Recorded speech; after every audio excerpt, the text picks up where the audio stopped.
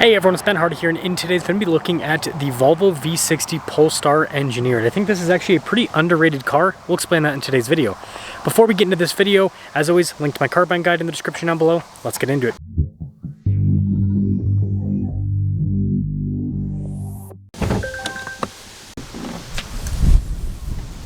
Under the hood we have a turbo 2-liter 4-cylinder paired to an 8-speed and a plug-in hybrid system.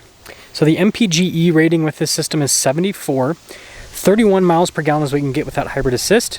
This can go 39 miles on a charge, and it puts out 455 horsepower and then 523 pound-feet of torque. Now, before we move forward with this review, I do want to mention if you want to see more videos just like this, then I recommend you subscribe because I post content every single day. So starting with the hood, I've always been a fan of Volvo's design language. It looks pretty boxy with the hood design, but you know, simplistic, it works. Same thing with the headlights. Really cool daytime running lights and all of that. And then you guys can see the grille's all blacked out. You've got your little Polestar badge there off to the side. And yeah, putting it all together, it's just a good looking car. Now around the side here, we've got a tire wheel setup of 235 by 40 by 19 in the front and over in the rear. And the wheels look really cool. You can see here with the silver finish. And then a lovely coloration there on the brake calipers. Now you do get upgraded brakes and suspension and all of that with this Polestar Engineered package. It's kind of a package that makes everything handle better. You guys can see there with the mirror cap blacked out. And this has that signature station wagon appearance. I really like it. And this leads us to the key fob. We have the Volvo logo here. We've got our lock and unlock function, the opening for the hatch and all of that. And we'll actually pop this open. There we go, it took a second. You guys can see I've been using this for gardening purposes, but yeah, it's pretty practical here in the back, being a station wagon type car.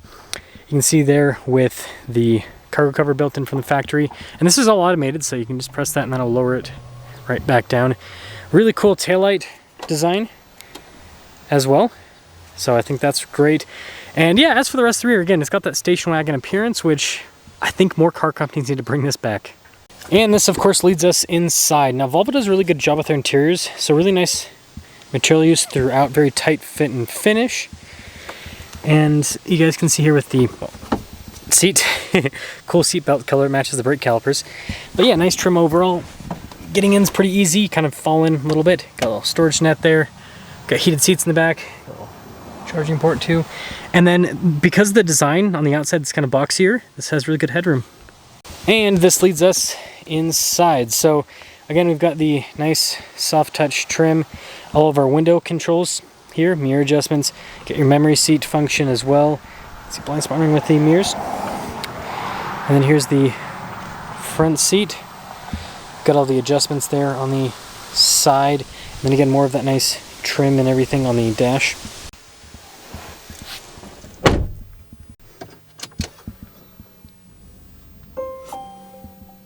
Now here's a quick look at the steering wheel. You can see you've got nice trim all around, a bunch of practical controls in front, including adaptive cruise control.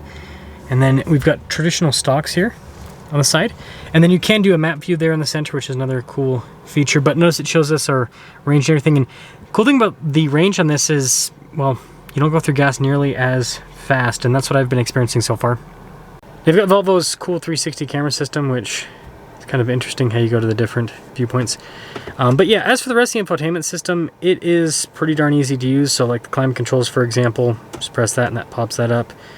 And then settings tab, this is where you can change the drive modes with it. So I've just had it in hybrid mode, but you can, you know, change these settings to whatever you want. And I like how this is nicely built into the dash. And in a world of massive, oversized infotainment systems, this is nice. This is refreshing. And then it still does have some physical controls below it. I really do like the overall dash design here. I think it looks pretty nice. Got storage in the glove box. Of course, we've got the crystal shifter here. Their engine stop start. Some more storage. See, parking brake and auto hold. More storage inside. Nice trim here on the top. Then regular rear view mirror. And then we do have a panoramic sunroof as well. Okay, so this leads us to the window sticker. So you can see all of the standard equipment on this, and I guess I'll just fold this out this way. There we go. Total MSRP on this is $72,835. We'll see how it performs. We talk about visibility. Over the hood, heads-up display, both mirrors, That's the rear. Let us set off in the... Okay, that's set off. Now, just like most plug-in hybrids, there's a little bit of a disconnect with the hybrid system. Basically, if you've never driven a plug-in hybrid, when you have charge, it'll be in EV mode. And if you stomp on it and you want to, you know, get up and go at a quick pace, it takes a second because it has to turn on the engine and then, you know, downshift sometimes, and then it gets up and goes. And this is turbocharged, so there is a little bit of a lag with that. Obviously, if you're really wanting to get up and go, then just put it into the, you know, full-on sport mode. Well, it doesn't have a sport mode. Polestar mode, that's what it's called. Put it into the Polestar mode, it'll be good to go. But other than that, I really like this car. It's very comfortable. It has a very nice interior. Like, the seats are, everything's comfortable. It drives really well. I do kind of like the cross-country versions because they're more SUV-like, but I still like this version too because it looks the best. I think it looks better than the cross-country. Man, I didn't realize it was going to be this windy and dusty.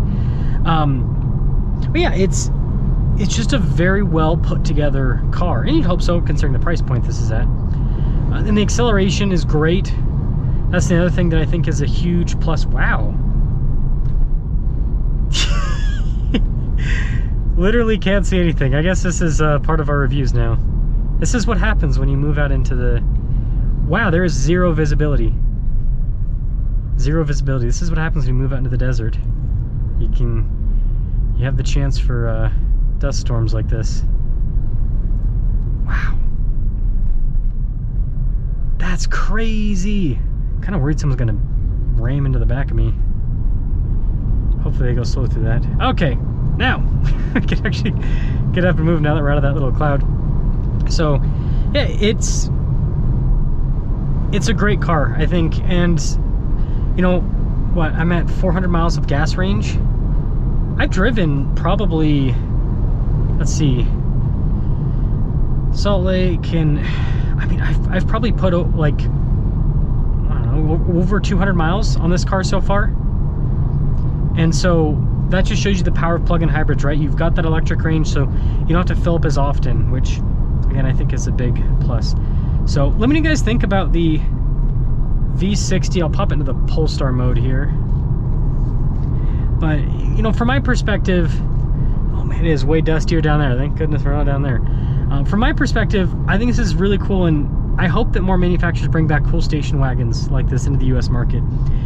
I don't know how many people are looking for this, but I know, I think these cars just make so much sense. They've got the SUV practicality, and if you don't go off-road, you might as well have something like this that's more aerodynamic, handles better, just drives better overall. Oh yeah, the Polestar mode is so much better. Look at that, this thing rips. This thing rips.